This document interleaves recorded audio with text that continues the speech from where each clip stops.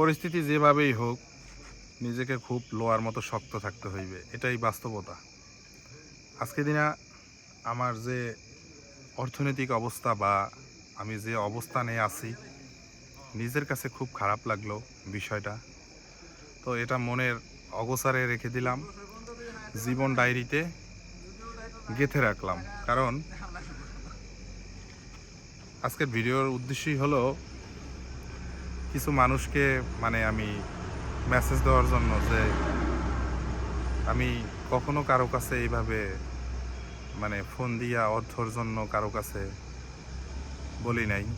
দ্বার প্রান্তে গেছি কিন্তু কেউ আসে নাই বা দেয় নাই, এরকম একটা অবস্থা। তো এটা হয়তোবা সাময়িক কিছু কষ্ট হবে, তারপরে আস্তে আস্তে সব ঠিক হয়ে যাবে। মাত্র 200 টাকার জন্য, শুধু 200 টাকার জন্য আমি আজকে দিনে খুব কষ্ট পাইলাম একটা ব্যাপারে।